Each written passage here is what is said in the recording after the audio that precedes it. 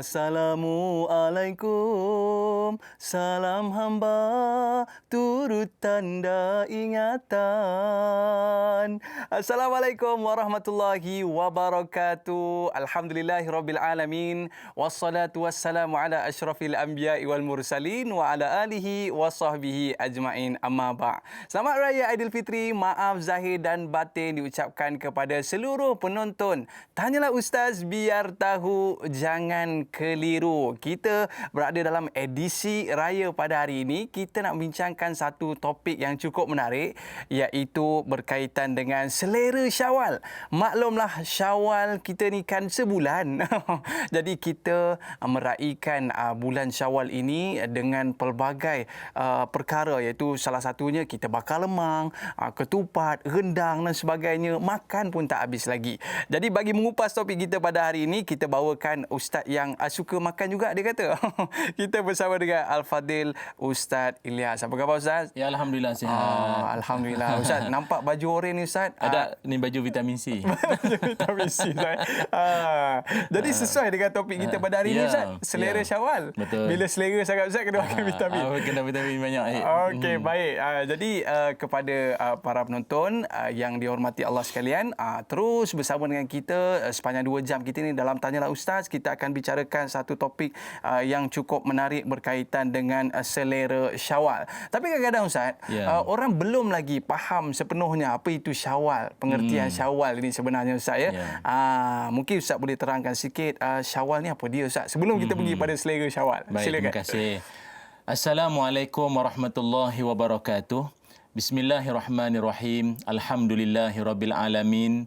Wassalatu wassalam ala Rasulillah wa ala alihi wa sahbihi ajma'in, amma ba'du. Terima kasih pada adinda saya Da'i Aiman, khususnya kepada seluruh kru penerbitan Tanyalah Ustaz edisi raya lah ya. Dan seterusnya kepada seluruh para penonton, para pemimpin, alim ulama, ibu ayah yang didoakan kebaikan dunia dan akhirat. Buat ibunda saya dari jauh ku pohon maaf. Alamak Azhar. Kan, ada soundtrack sikit. Ada nanti awal lagi ni. Biar berselera sikit. Dan seluruh semua penonton-penonton, moga-moga semuanya dirahmati Allah di lebaran ini insya-Allah. Dan Aiman, bila kita sebut tentang Syawal ataupun sambutan Aidul Fitri ini, ia merupakan suatu sambutan yang tidak sama dengan mana-mana sambutan lain. Sebab apa? Sebab raya ni kita disunatkan bergembira. Mana lagu raya yang sesedih tu Ustaz? Bergembira Ustaz. Itulah. Dia nyanyi kena senyum kot. Jadi dia kalau yang namanya Islam ni punya indah, seronok pun dapat pahala. Seronok pun dapat pahala. Seronok pun dapat pahala. Happy, seronok dengan terhidangnya apa ni, biskut apa macam-macam ni. Lemang tak ada. Lepas duit Ustaz. Ni semua ni sebenarnya membawa kepada kegembiraan. Maka gembira itu disuruh agama ketika menyambut Aidul Fitri ataupun Syawal, kerana meraihkan kemenangan kita, sebulan kita beribadah ataupun melawan hawa nafsu. Dan disebutkan para alim ulama, Yaumul Farah wal Istibsyar wa Zinah. Raya ini merupakan hari yang ada 3. Pertama, kegembiraan. Yang kedua, melebar luaskan keseronokan. Dan yang ketiganya, wazinah, perhiasan. Tu pakai segak-segak ni kan. Ni tema apa ni baju ni sebenarnya ni? Ni tema Ustaz sebab saya punya lansir memang warna ni Ustaz. Masya Allah. Jadi saya nak biar sama dengan lansir. Saya faham. Nanti kalau budak datang nak beraya, nyorok di lansir, orang tak perasan. Baju sama. Baju sama. Tu taktik lama. Taktik lama Ustaz. Okey, jadi kegembiraan, keseronokan dan juga perhiasan. Malah kata Dr. Yusuf Al-Qardawi, kata beliau, dalam agama ada 6 perkara sunat kita bergembira. Ada 6 perkara sunat kita bergembira. Maksudnya gembira dengan perkara-perkara ini pun boleh meraih pahala. Ingat Islam ni makan kurma saja, baca Quran saja boleh pahala. Rupa gembira dengan caranya pun boleh meraih pahala di sisi Allah Subhanahu Wa Taala. So apa di antaranya itu? Pertama sekali iaitu 6 keadaan di mana kita digalakkan untuk bergembira atau sunat gembira. Yang pertama adalah raya. Itu hari raya lah. Raya walaupun kehilangan orang tersayang. Mungkin baru saja menerima khabar sedih ke apa. Sedih tu sedih lah. Yalah, tapi kena ada gembira juga. Kena seronok juga. kan takbir raya jangan buat meleleh pula nanti kan. Tentang mungkin isteri meninggal minggu lepas. Yalah. Lepas tu dia bunyi tak bunyi dengan sesemua lagi. Tak boleh, tak boleh. Dia kena seronok. Tu yang pertama. Yang kedua, kita disunatkan bergembira bila hadir saja majlis kahwin. Pergi majlis kahwin, kita kena seronok dan gembira. Walaupun pengantin perempuan tu dulu kawan kita lama dululah. Nak tak faham kan? Tak apa. Tu yang kedua. Time tu kau jangan pula keluar lagu bahagia moderator aku dah jangan merosak majlis orang. Tu kena tumpang gembira dengan flashback balik, majlis Ustaz. kahwin. Flashback throwback. Tepi Aku pantai. tu payah. Jangan main lah. Jangan main, Ustaz. Bila hadir majlis orang kena seronok, kena gembira. Jangan buat sedih-sedih dah. Dua. Yang ketiga adalah berjumpa dengan orang yang lama tak jumpa. Barangkali kita katakan reunion lah. Reunion. Jadi jumpa balik kawan kolej lama dulu. Ini batch tahun 90, batch tahun 76 dulu. Jumpa balik kena ada rasa gembira dan seronok. Yang seterusnya adalah bila kita hadir ke mana-mana walimah ataupun kenduri. Yang kelima, majlis akikah ataupun menghadiri jemputan. Kalau kata akikah ni kerana melihat ataupun menyambut kelahiran bayi ni, hati kita kena seronok juga. Dan yang keenam, bila kita melihat bayi baru lahir, kita disunatkan bergembira. Barakallahu lakuma fil mauhub. Berkat Allah untuk kalian suami isteri di atas kurniaan anak yang baru lahir ni. Kena seronok, kena happy. Ya, Ustaz. Jangan duk bersedih-sedih ke apa, tak, kena seronok. Maka rupanya dalam agama ni gembira pun rupanya ada nilai pahala di situ kalau kena dengan caranya. Sebab kegembiraan tu sendiri adalah hadiah daripada Allah SWT, Ustaz, kan? Betul. Dan kalau kita lihat, Ustaz, ya, bila Ustaz sebutkan tentang kegembiraan tu, selera naik, Ustaz. Selera naik. Jadi sebab tu hari ni kita dalam topik selera Syawal. Ya, betul. Sahabat kita ada nak bertanya, Ustaz, di Facebook. Assalamualaikum, Ustaz dan Dai. Waalaikumsalam warahmatullahi. Apabila menjelang Syawal seolah-olah ia menjadi punca pesta makanan kerana pelbagai juadah yang dihidangkan. Seolah-olah roh Ramadan itu tidak cukup mengesahkan hati kita agar bersederhana dalam apa jua tindakan dan amalan. Namun satu perkara yang mungkin kita terlepas pandang ialah penjagaan kesihatan. Penjagaan kesihatan itu penting untuk kehidupan yang baik. Adakah ini semangat Syawal yang kita tuai setelah ia disemai sepanjang bulan Ramadan yang mulia? Mohon pencerahan Ustaz. #biar tahu jangan keliru, Ustaz. Memang betul-betul selera. Kalau bulan Ramadan ni, Ustaz, bak kata tuan producer tadi, dia kata saya kurus, Ustaz. Tapi Ustaz, bulan Syawal ni takut juga. Selera naik.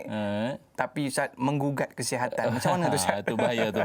Baik, terima kasih kepada sahabat yang mengajukan soalan. Dan penonton-penonton yang dirahmati Allah sekalian. Sebenarnya kita manusia ni, manusia dan makan berpisah tiada. Berpisah tiada. Sebab itu kalau dalam hidup kita, kalau tidak kerana makan di mulut pun, banyak istilah-istilah makan yang diguna pakai dalam kehidupan kita. Lama tunggu kawan kita, makan masa betul lah tunggu dia ni. Makan juga? Makan masa. Ataupun kadang kita tanya dia, lama tak nak buat urusan tu? Makan tahun. Makan. Tadi makan masa, sekarang makan tahun pula. Ataupun ada orang dia kata, aku tak mau kawan dengan dia lah. Makan hati lah dengan dia. Makan hati pula. Ada orang kadang tu dia kata, dia tu cakap serupa itu lah, tak makan saman. Bukan nanti jadi polis JPJ baru saman. Dia tak makan saman. Ada orang saman. tak makan saman. Ada orang dia perbuatan macam dia duk buat tu sebenarnya akhirnya memakan dirinya sendiri. Makan sendiri. Jadi sebab tu saya kata manusia dan makan berpisah tiada. Tak boleh dipisahkan. Istilah makan tu dia kena ada juga. Kemanapun. Kalau dia tak makan di sini, makan dalam istilah-istilah tu ada. Sebab itu tuan-tuan para penonton yang dirahmati Allah sekalian, lebih-lebih lagi kalau bab makan ni khususnya dalam majlis-majlis orang Melayu, kalau apa majlis tak ada makan, 7 turunan sebut. 7 turunan sebut. Nuri kahwin ke apa, bihun hidang. Bihun je. Daripada tak ada, adalah bihun. Bihun je dia kata, bihun. Itu disebut sampai anak 3-4 sebut tu. Patutnya tak lambat, Ustaz. Itu 3 bihun tu. Asal nak cemerlang bawa paling kurang, kau ingat orang kampung saya dulu dia bawa pisang pergi surau. Pasal apa ni? Pisang. Bawa pisang. Anak cemerlang. Anak Okey. cemerlang dia bawa pisang. Apa lagi? Kalau meeting, kurang-kurang karipap mesti ada. Karipap Meeting mesti mesti ada. kena ada. Dia TO cukup kena ada. Yang ni saya ingat tuan-tuan tak cakap pun kami penceramah dah lama tahu dah. Paling kurang dalam ceramah mesti ada makan. Betul, Ustaz. Mesti ada makan. Tu Tapi yang Ustaz jaga makan, Ustaz. Alhamdulillah lah. Dapat masih slim lagi. Alhamdulillah. Sebab sebab banyak penganjur dia bungkus kan. Tu yang kurang sikit tu. Jadi walau bagaimanapun kita perlu akui bahawa makan dan manusia ni ada kaitannya.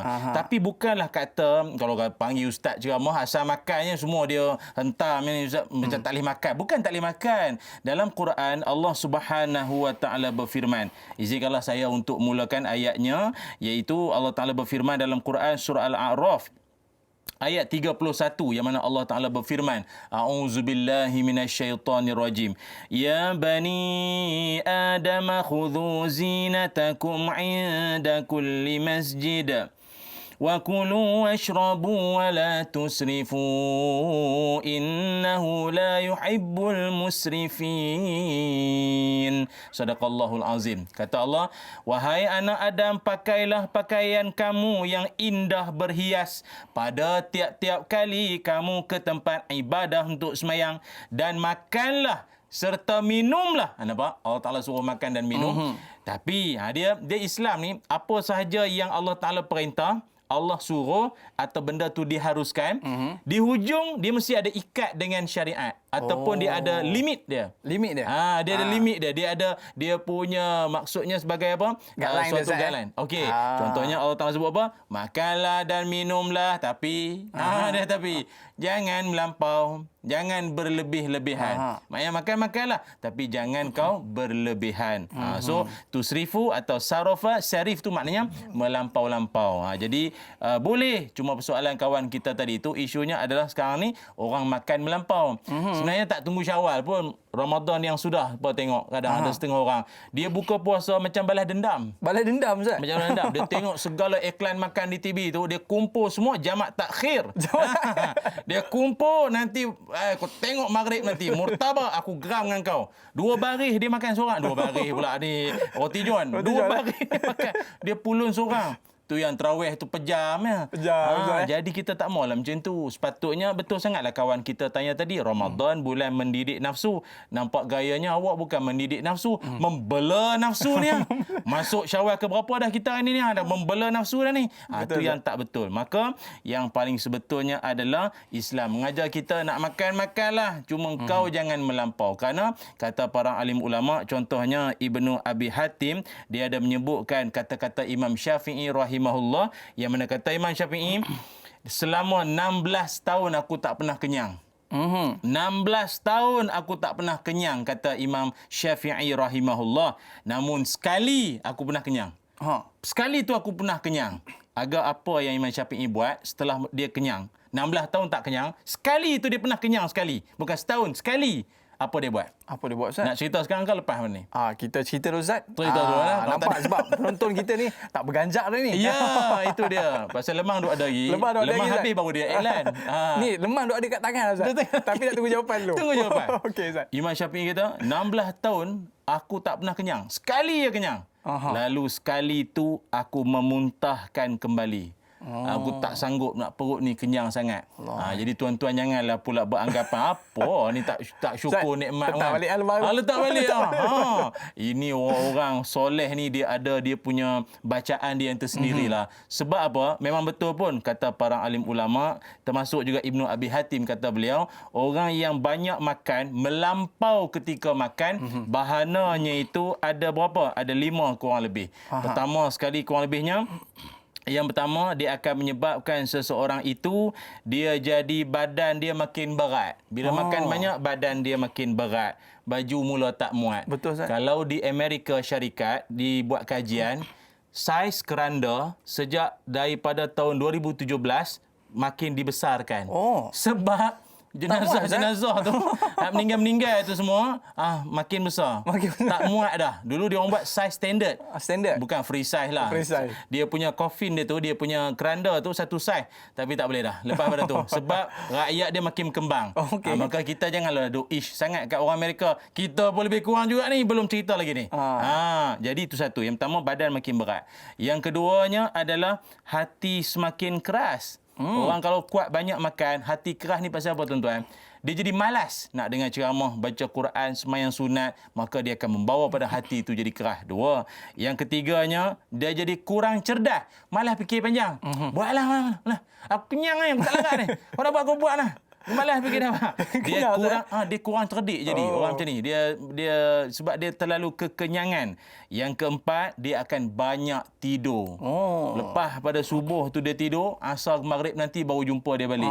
Ni tak makan pun tidur banyak. Ni tak makan pun tidur Ustaz. Tu bahaya. Makan lagi tidur. Dia jadi ular sawah.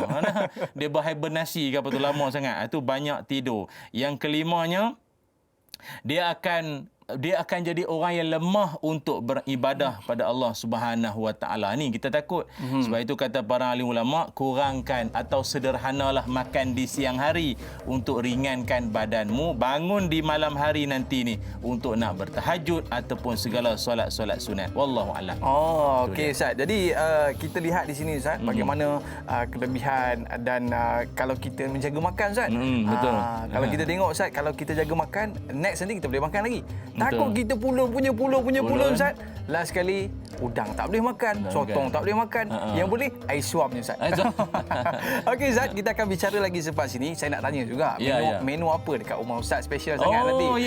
Tapi para penonton jangan ke mana-mana. Kita kembali selepas ini dalam Tanyalah Ustaz, biar tahu jangan keliru.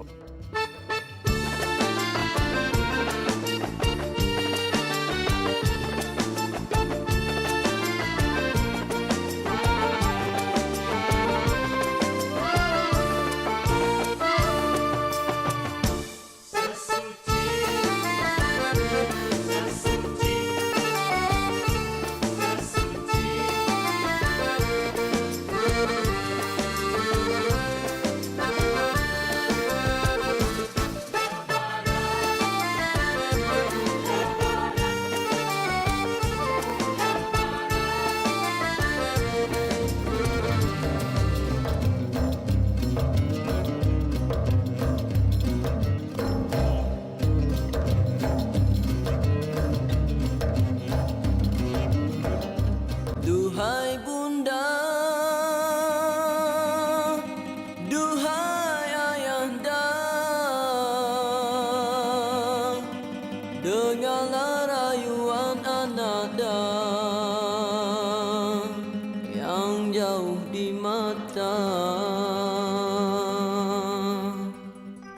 Tanpa ku sadari, air mataku mengalir, terdengar ayat seruan takbir. Betapa daku gembira jika disamping keluarga di pagi mulia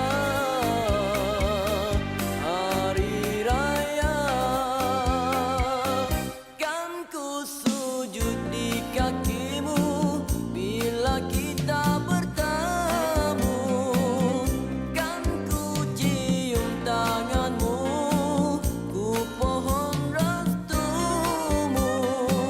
Oh maafkan daku kesalahan diriku.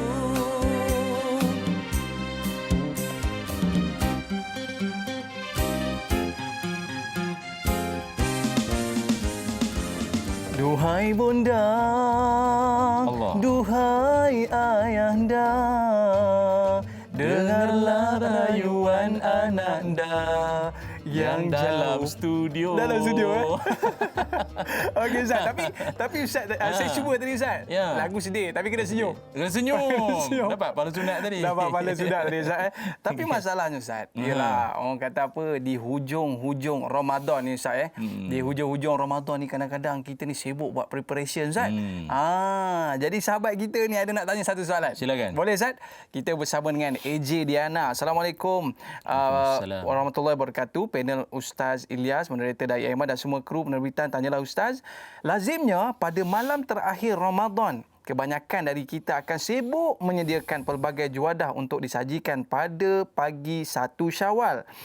Adakah selera Syawal begitu akan melangkau amalan sunnah Rasulullah sallallahu alaihi wasallam? Dan yang kedua, adakah dengan penyediaan pelbagai juadah pembuka selera Syawal juga dianggap telah berlebihan dalam persiapan menyambut Aidilfitri? Mengapa dikatakan sedemikian? Mohon pencerahan dari Ustaz. Jazakallahu khairan kathira. Sebab preparation kita ni Ustaz takut melangkaui sunnah Ustaz. Mungkin Ustaz boleh beri perkongsian. Ya, terima kasih penonton-penonton yang dirahmati Allah sekalian. Kita memang akuilah saban tahun kita masuk saja ke bulan Ramadan, bila di hujung Ramadan tu kebanyakan orang akan sibuk dengan persiapan menyambut Syawal yang akhirnya menenggelamkan semangat akhir Ramadan. Yang lepas lah. Yes, namun kita tak apalah, walaupun dah lepas dah Ramadan, tahun depan punya Ramadan kena ingat balik. Kata Allah Ustaz, ni dah Syawal baru Ustaz nak beritahu. Tak apa. Moga panjang umur, tahun depan jumpa lagi Ramadan. Ingat ni, jangan sampai kesibukan persiapan Syawal menenggelamkan semangat akhir Ramadan. Sebab akhir Ramadan tu kan pembebasan daripada api neraka. Betul, Ustaz. Jadi itulah yang kita nak pulun macam-macam sepatutnya. Tapi tak apalah. Cuma pada kesempatan ni juga saya nak kongsikan, para alim ulama mengajar kita bila prinsip menyambut Aidul Fitri ataupun menyambut raya ni adalah walaisal aid liman labisal jadid bal huwa liman ta'atuhu tazid. Kata ulama, bukanlah raya itu pada pakaian baru semata-mata, tapi raya itu adalah apabila seseorang itu ketaatan dia makin meningkat pada Allah. Kalau tahun sudah dia punya Ramadan, imam interim lah tahun sudah kan. Betul, kan mungkin dia buat 8 semua ni, 8 kan. ayah-ayah kita semua. Dia buat 8 saja, tapi tahun ni dia dah lah 8 di surau di masjid, balik dia tambah lagi. Tambah lagi? Dia tambah. Itu baru raya. Kayu khutbah pun ada lagi Ustaz. Ada. Dia pakai joran dah. Pakai joran pula dah. Jadi maknanya kalau seseorang yang bertambah ketaatannya, yang tu orang raya. Kalau tahun lepas dia buat 8 rakaat punya tarawih, tapi tahun ni dia 4 tu paling kuat, tak berapa raya. Tak berapa raya. Walaupun baju dia baju raya. Tu maksudnya. Dia orang bertambah amal tu, bertambah taat tu. Tu baru raya. Menang. Dia menang lah. Berjaya melawan dia punya kebiasaan diri dia. Satu. Kata ulama lagi, wala liman tajammala bilibasi wal markub bal liman ghufirat lahu zunub. Dan bukanlah raya itu semata-mata mencantikkan pakaian dan kenderaan. Penuh kawash. Pedok kawan je. Yang vacuum, yang sedut, yang buang lipas semua dah. Cantik. Nak balik kampung kan. Dia kata dia, ataupun dia nak mencantikkan kereta dia. Rumah dia semua. Vacuum habis satu rumah. Ingat, betul. Itu pun bagus. Tetapi yang sebenar-benarnya raya itu adalah orang yang diampun dosanya oleh Allah Subhanahu Wa Taala. Baik. Jadi karakter orang yang diampun dosanya oleh Allah, orang yang bertambah ketaatannya itu, pastilah dampaknya pada cara dia menzahirkan kegembiraan Syawal, iaitu bila dia masak untuk hidang juadah pada tetamu yang datang sekalipun, dia tidak keterlaluan, dia tak melampau-lampau. Kalau kawan kita tanya tadi tu, kalau macam tu kira melampau ke Ustaz ni, masak lemang, kalau buat kuah kacang ni, sotong apa, lontong semua ni, tak boleh Ustaz ni. Islam payah sangat kalau macam tu. Tak boleh. Malah Nabi SAW, Nabi mengajarkan cara mengeratkan ikatan kejiranan kita. Salah satunya apa dia? Kalau kau masak satu-satu hidangan, satu-satu menu, idza tabakhta maraqatan fa aksir ma'aha. Kau masak satu hidangan, lebihkan kuah, bagi kat jiran. Nabi ajar tu cara merapatkan kita punya hubungan kejiranan. Masak extra Ustaz lah. Masak lebih lah. bagi lebihkan kuah bagi kat sekali dengan lauk sekali lah. Walaupun Nabi bagi syarat tu maknanya lebihkan kuah tu maknanya Takut ada salah faham Ustaz. memang kuah. Memang kuah sungguh. Kawan tu cedok kata rendang. Mana ayam mana jumpa serai kan. Duk Bukan kawan-kawan gitu. serai keluar. Jap-jap Syawal ni lurus sangat pula jadi ya. Jangan. Maknanya Nabi nak ajar supaya kita ni ada rasa berkongsi, kegembiraan.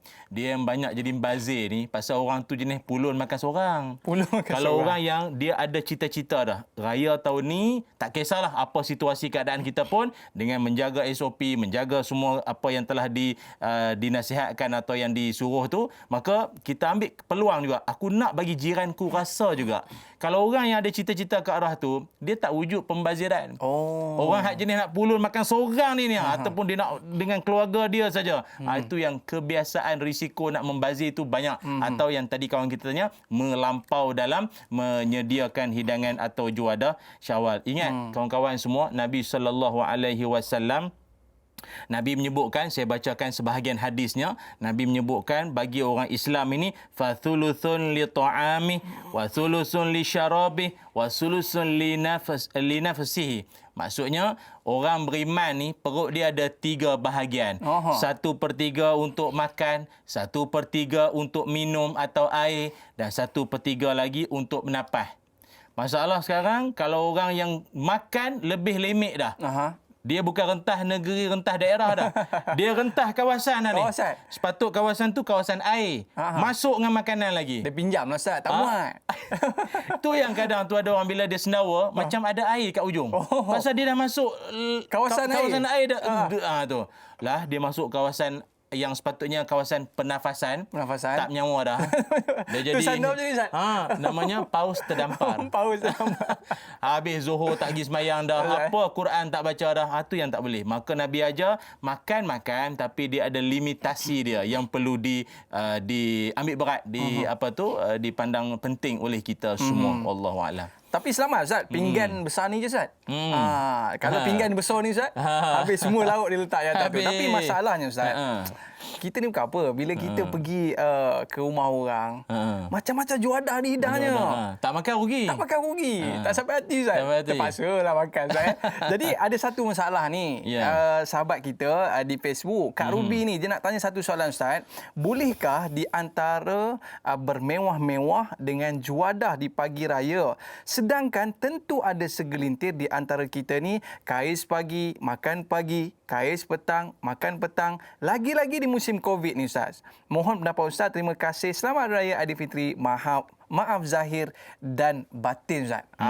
Ada janjian kita dalam Ustaz. Bukan kata kuih raya. Baju raya tak ada. Butang raya pun tak ada Ustaz. Tak ada, Macam mana nak buat ni Ustaz? Kita masih ingat lagi kan, iaitu ucapan dasar pertama Nabi Muhammad SAW ketika Nabi menjejakkan kaki di Yathrib ataupun di bumi Madinah Al-Munawwarah.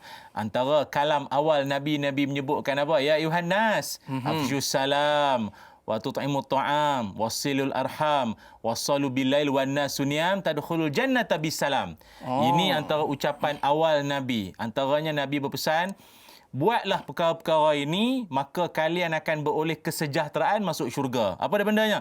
Pertama, sebarkan salam. Okey. Yang keduanya, bagi orang makan. Yang ketiga, hubungkan silaturahim. Yang keempatnya, solatlah di malam hari ketika orang lain tidur.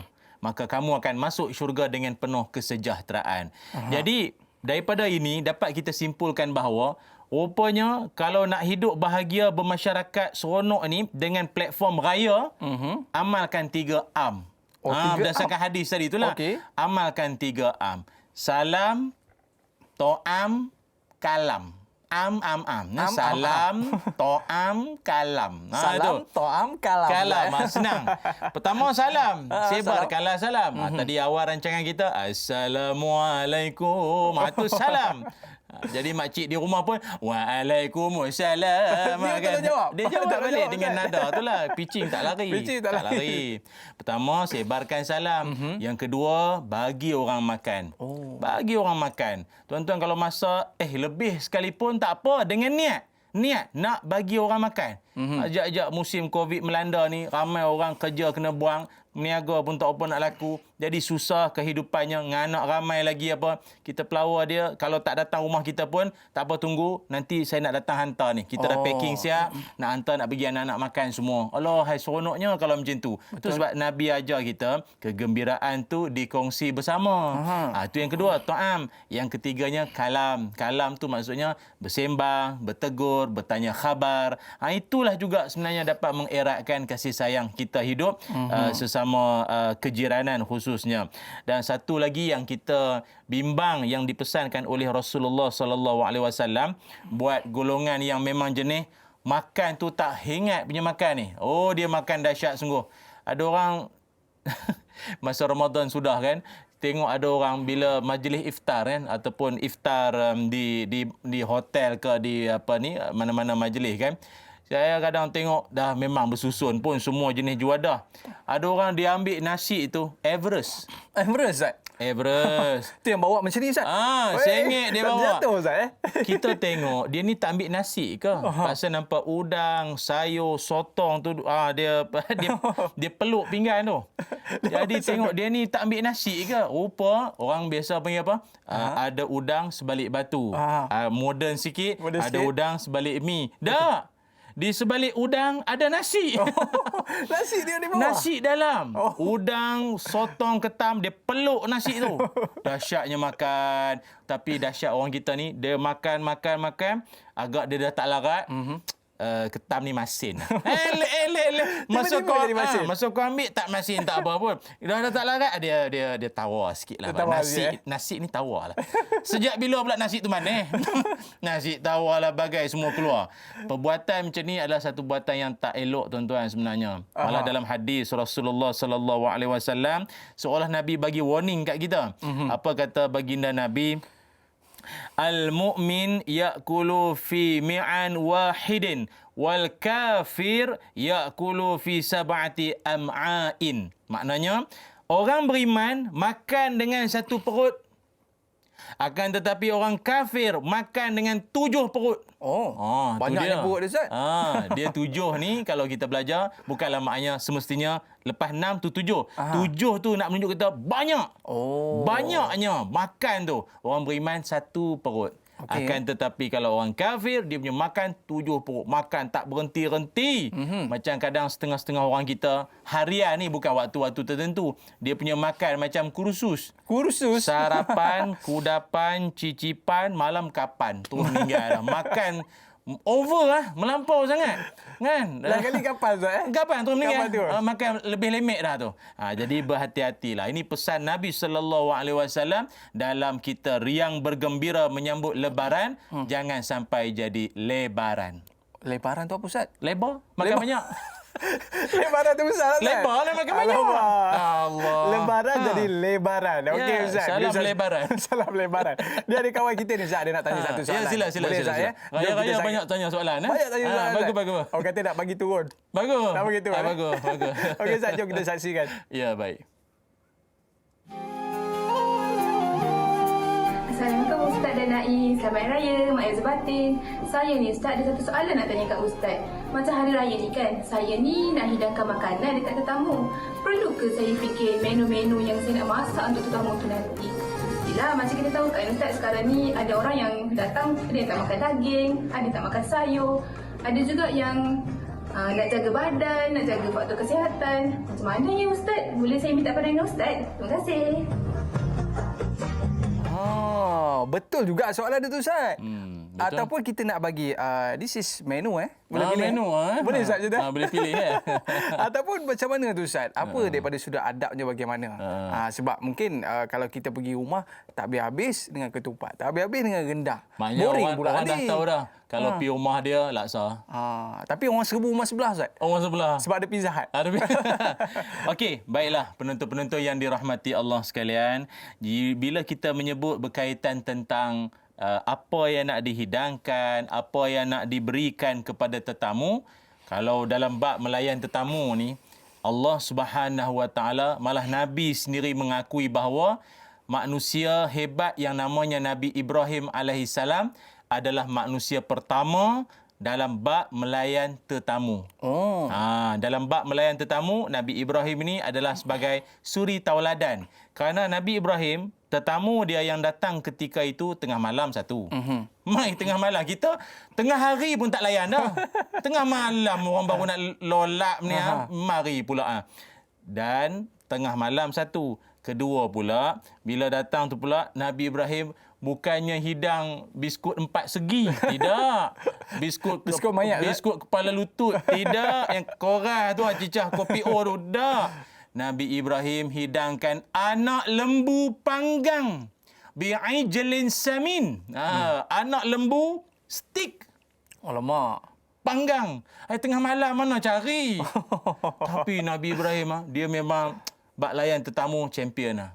Power. Itu saya tak hurai, tak kupas sebab tak kena dengan topik kan. Lain kali kita boleh cerita. Nabi Ibrahim dia punya layan tetamu tu sampai kita rasa Masya Allah jauhnya aku dengan cara Nabi Ibrahim tu. Sebagus-bagus layanan terhadap tetamu. Padahal tetamu tu malaikat. Malaikat bukannya orang biasa. Malaikat yang datang tu. Layanan sangat bagus. Walau bagaimanapun, bagi kita sebagai tuan rumah, nak melayan tetamu ni, nak dihidangkan apa? Terpulang ikut kemampuan. Bagi saya, mungkin boleh hidang mengikut kesesuaian orang yang kita jemput datang ke rumah. Kalau saya sendiri secara peribadilah, kalau jemputan saya tu ada anak kecil yang datang, kita boleh standby sup-sup kot. Sup-sup. Budak kadang dia nasi dia tak mau. Atau dia orang datang pukul 3, pukul 4. Jadi mungkin dia nak yang light-light saja. Light-light, orang Kedah panggil light lah. Orang KL panggil apa? KL panggil besia-besia. Itu orang KL tak? Sejak raya ni tak sedar diri sikit lah. Jadi yang ringan-ringan sikit. Jadi budak-budak dia tak mau makan nasi, dia berat, mungkin dia nak makan macam mihun sup, kuotiao sup, yang sup-sup saja. Ataupun mungkin ada orang dia dah pergi beraya rumah lain dah pergi habis dah. Standby ataupun sediakan buah-buahan. Yang tu best. Yang tu best. Ada buah, ada cendol. Yang kita rasa ikut kemampuan. Ikut kemampuan. Allah, ustaz cadang cendol pula. Kami tak ada lah bajet tu, tak ada. Kan? Kena order pula cendol. Kena order pula. Dah ikut kemampuan. Itu ceritanya. Kalau air sirap pun boleh, Ustaz? Pun boleh. Boleh. Yang penting kan, bagi saya lah. Wallahualam lah, tuan-tuan pernah buat ke tidak? Satu benda saya nak share dengan tuan-tuan penonton, seluruh penonton Tanyalah Ustaz yang disayangi semua. Boleh tak kita buat satu budaya baru lepas ni? Macam mana tu, Ustaz? Budayanya adalah kita pergi ke rumah orang. Yalah, kalau budaya norma baharu pun kita boleh patuhi. Apatah lagi budaya yang sebenarnya Nabi dah lama ajar. Iaitu jangan lupa untuk mendoakan orang yang memberi kita makan. Waktu mana tu, Ustaz? Dia tak kisah waktu mana. Lepas makan, sebelum makan. Tapi asalkan kita boleh doakan tuan rumah tu, bagus sangat. Doa dia tak dengar pun tak apa. Tapi kalau kita doa, dia dengar, lagi afdal. Nangis tu, Ustaz? Bukan. Ada potensi untuk dia tambah lauk. Ada potensi untuk tambah lauk? Pasal dia terharu. Tetamu doakan aku. Punya banyak tetamu datang seorang. Tak doa. Ini doa pula ni. Tahun depan aku nak jemput lagi. Tahun depan mari lagi. Tahun depan kita ambil hak golek punya datang. Okey. So doanya apa? Nak cerita sekarang ke? Boleh, Ustaz. Sekarang. Tapi nak sampai kertas tu, Ustaz. Nak tulis ni. Boleh. Para penonton semua nak catat, nak rakam doa yang bakal saya berikan ini, silakan. Sebab bagus sangat. Ini cara menghargai berbanding terima kasih Mak Raya. Jumpa lagi. Okey. Tapi doa dia ada satu advance sikit.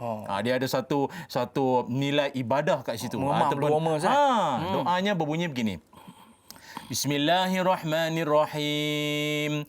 Allahumma at'im man at'amani wasqi man saqani. Amin ya rabbal alamin. Apa maksud dia, Ustaz? Maksud doa tu, ya Allah, berilah makan pada orang yang bagi aku makan dan berilah minum kepada orang yang memberiku minum.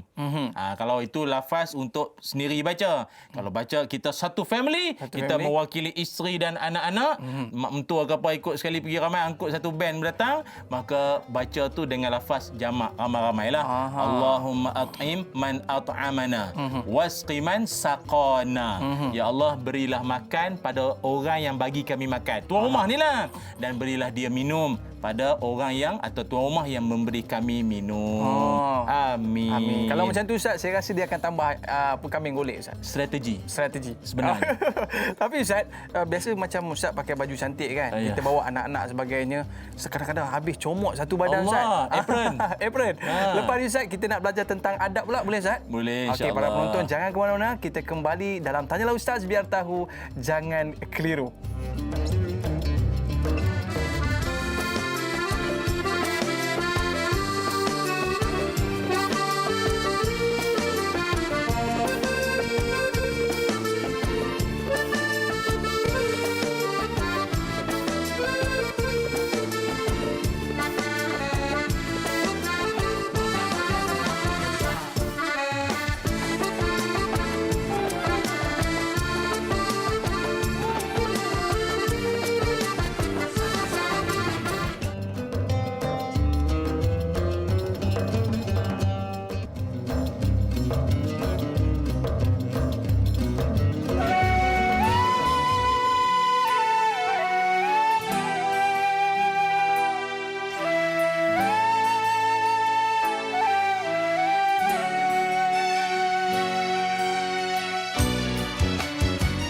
Satu hari di hari raya, kulihat cahaya bersinar indah, langit cemerlang tak terkira, tanda kuasa yang Maha Esa memberi nikmat pada manusia. Satu hari di hari raya, ku dengar irama yang sungguh indah, ku coba mendekati padanya. Kira irama itu adalah suara pujian pada Yang Esa. Satu hari di hari raya, aku menangis tanda gembira, aku menangis tanda ku cinta kepadanya.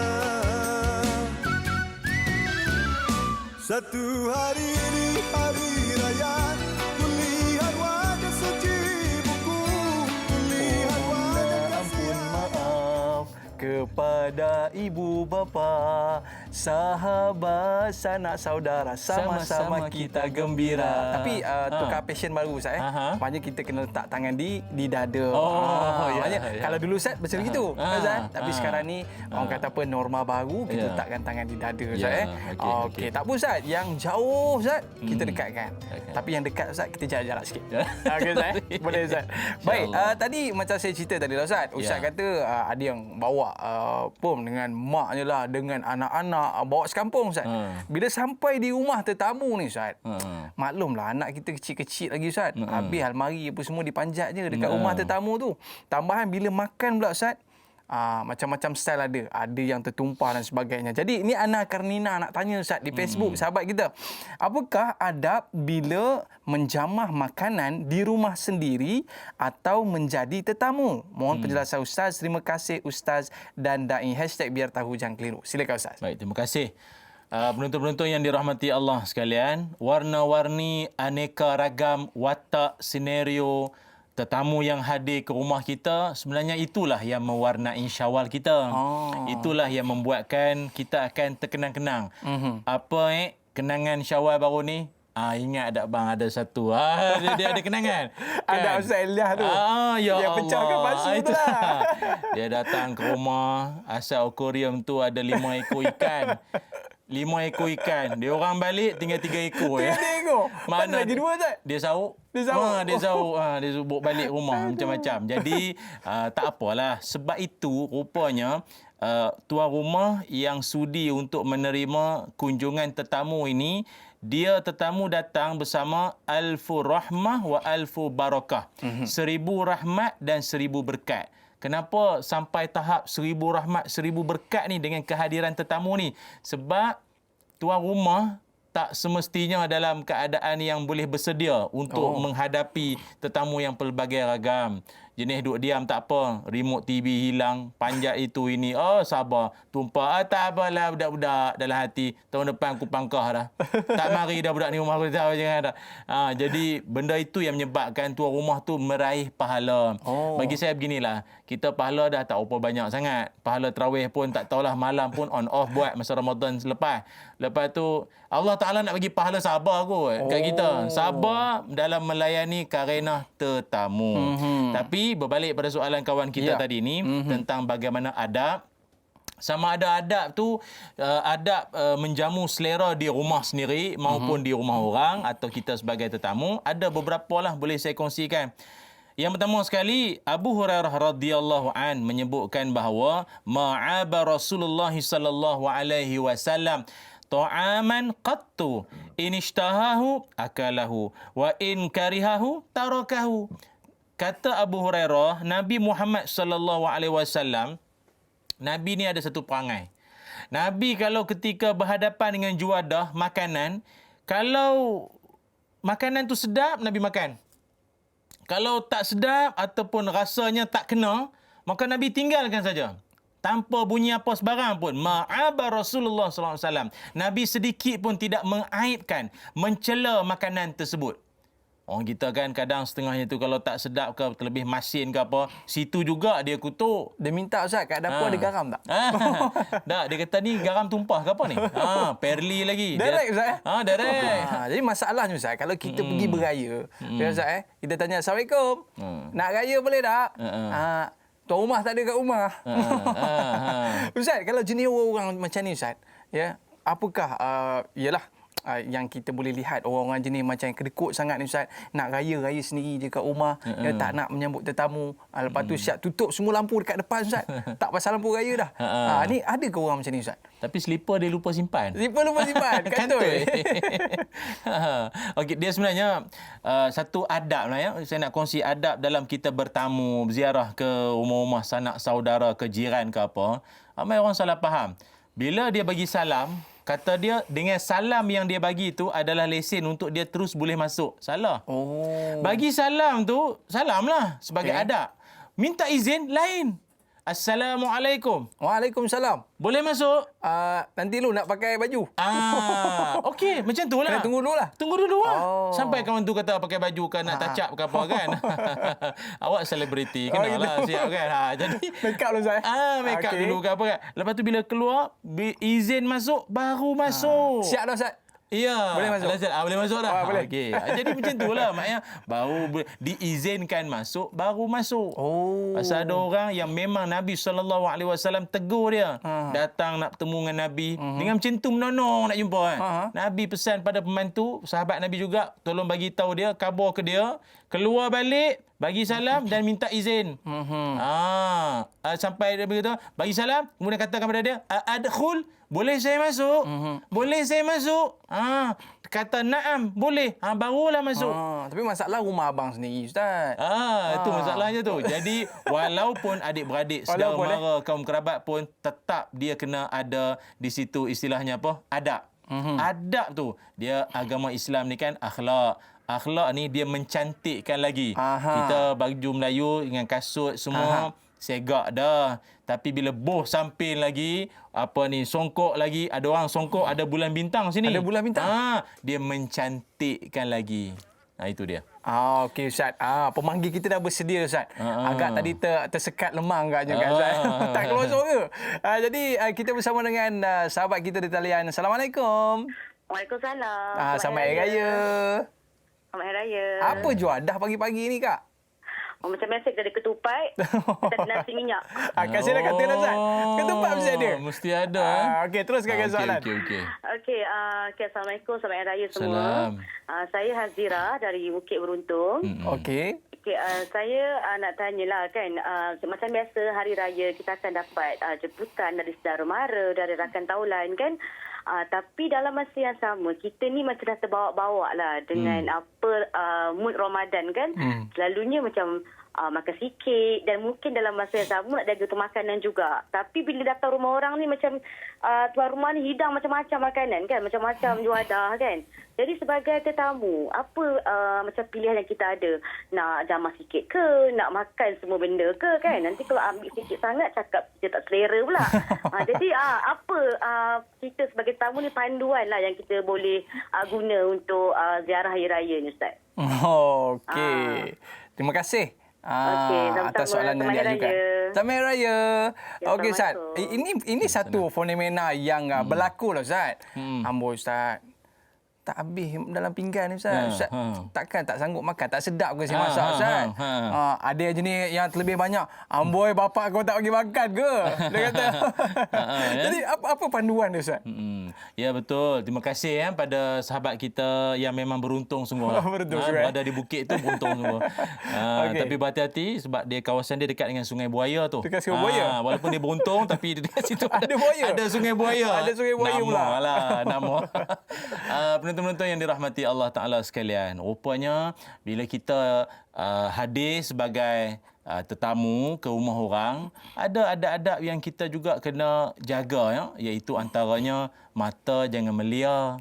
Tengok pingat-pingat kawan tu, tengok reket-reket lama bersawang ke apa, jangan tengok. Kadang tu rumah tak selesa.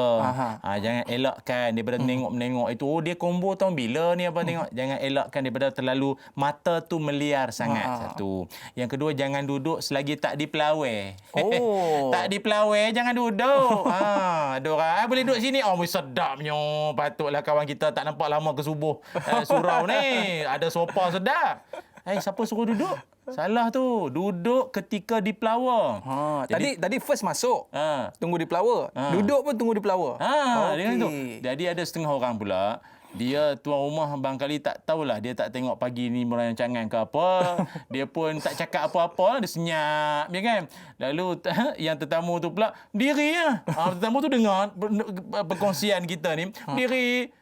Tak rasa nak duduk. Maksudnya tuan rumah tu mungkin tak tahulah. Sebenarnya mempersilakan duduk. Dia mempersila ni sebenarnya adab tahu, bukan main-main. Dalam Quran Allah Subhanahu Wa Taala ada merakamkan dalam surah Az-Zariyat. Ayat 26 hingga ayat 27, iaitu Allah Subhanahu Wa Taala menyebutkan ketika Nabi Ibrahim alaihissalam menerima kunjungan tetamu ataupun yang tetamu itu pun malaikat sebenarnya. Kata Allah, faqarrabahu ilaihim qala ala ta'kulun. Nabi Ibrahim mendekatkan juadah tu kepada tetamunya. Dia dekatkan. Macam kita sebagai tuan rumah, kita kalau nampak tetamu kita macam apa, duk nak ambil tak ambil, jauh. Dia kan tangan dengan baju dia design je ni. Apa ni banyak masuk dalam kuah pula nanti. Jadi dia nak ambil tak sampai. Maka salah satu adab, kita tolong hulurkan. Dan menghulurkan itu Allah sebut dalam Quran, faqarrabahu ilaihim. Nabi Ibrahim mendekatkan. Ambil. Tolong dekatkan. Jangan biar dalam hati dia, dah masak penat, nak suruh ambil pun nak kena kita kat hulu. Ambil sendiri banyak salah tu. Kita tolong dekatkan, ambil bagi kat dia. Dan kita pula sebagai tamu, kalau kita rasa kita boleh makan, kita makan. Tak mampu dah makan, bagi tahu aja dengan tuan rumah. Kata orang tua kata apa? Jamah. Jamah lah sikit. Rasa sikit. Dia dah hulur dah air basuh tangan dah tu. Kan kita kata tak apa, air basuh tangan pun saya tak mau minum dah. Mana dah minum basuh tangan? Boh laici pun tak minum. Dak lah maknanya orang suruh sikit-sikit. Rasa sikit lah. Dia masuk sampai nasi impik malam pukul 3 pagi baru dia tidur tau. Bukan berasa, berkuap satu rumah tau. Panas. Jadi kita raikanlah sikit. Lepas tu saya cadang kalau diizinkan lah, kalau ada peluang untuk ziarah-ziarah ke rumah-rumah sanak saudara, ke jiran-jiran ke apa, kita boleh rancang kot. Makan jangan setiap rumah tu plan lah sikit. Tapi setakat plan je lah. Rumah pertama balon dah. Rumah pertama balon dah. Lepas tu barulah dia jadi tersauh sikit. Sampai ke rumah lain. Tak makan ke? Saya kurang makan. Kurang makan. Kau dah bantai. Rumah pertama tadi kau kata. Saya jaga kesihatan, Saya jaga kesihatan. Lepas tu bawang kat sini kan. Jadi makan tu jangan melampau sangat. Kemudian tuan rumah juga janganlah berkecil hati kalau tetamu kata tak mau ke, dia tak nak makan langsung ke, janganlah berkecil hati. Anggap saja mungkin tetamu kita dia dah cukup limit dia dah. Betul, Ustaz kata 1/3 tadi, dia tak boleh dah. 1 pun tak boleh, 3 lagi tak boleh. 3 lagi tak boleh. Jadi cukup cakap tu. Dan ala takulun, Nabi Ibrahim mengatakan kepada tetamunya, silalah makan. Silalah makan. Rupanya tuan rumah satu adab yang kena implementkan ataupun kena amalkan adalah bila tetamu tu datang, kita dekatkan hulu kat dia dan sebut, silalah makan. Makanlah. Ada setengah tuan rumah kan dia kata, makan dulu. Saya nak panas luk dalam dia. Dia ada lagi kerja. Sila makan. Itu merupakan satu benda yang Nabi Ibrahim buat. Bukan ada orang Melayu je, Ustaz? Nabi Ibrahim buat ingatkan ada orang Melayu lah. Okey. So kita dah faham benda ni, bila kita buat, kita sedar dengan perbuatan kita ini ada nilai pahala. Mempelawa tetamu tu, dia dah duduk depan juadah dah dan tuan rumah cakap, silalah makan. Dia Arab sikit, banyak makan kurma. Tafaddal. Tapi ada satu rumah Pak Haji tu, saya ingat lagi, pergi rumah dia, duduk makan. Ustaz, afdal. Saya kata afdal apa pula lah afdal. Dia nak kata tafaddal. Ya, Ustaz. Dipersilakan afdal. Tak betul kan, tak apa hati, Ustaz? Tak apalah, dia mungkin Arab Kuwait kot. Arab Kuwait. Arab Yaman, mana tak tahulah. Wallahu alam. Okey, Ustaz, inilah kemeriahan dalam kita menyambut hari raya, tapi masih lagi ada adab-adab yang perlu dijaga, Ustaz. Tapi Ustaz, macam Ustaz kata tadi, makan dulu. Saya nak pergi settlekan kat belakang kejap. Maknanya busy lah, Ustaz, waktu hari raya ni. Bila busy ni, Ustaz, amal ibadah ni ke laut lah agaknya kan. Tapi Ustaz, kita nak bicara selepas ini. Para penonton jangan ke mana-mana. Teruskan kesetiaan anda di Tanyalah Ustaz, biar tahu, jangan keliru. Kembali selepas ini.